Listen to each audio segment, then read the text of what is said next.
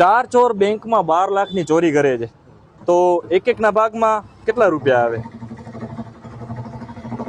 4 ચોર બેંકમાં 12 લાખની ચોરી કરે છે, તો એક ના ભાગમાં કેટલા રૂપિયા આવે? 3 લાખ રૂપિયા આવે, બરાબર.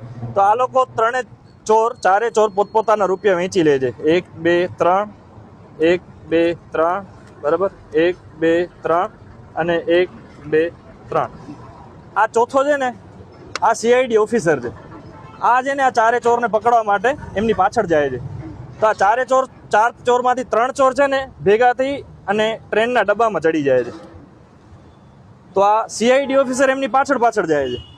ટ્રેનમાં જઈને જુએ છે ને, તો એક ચોર તો ટ્રેનમાં છે જ નહીં, બધા ચોર ત્યાંથી ગાયબ થઈ જાય છે.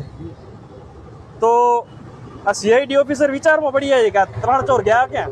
3 ચોર હકીકતે ચોથા ચોર સાથે બેસી અને હોટલમાં ચાય પીતા હોય.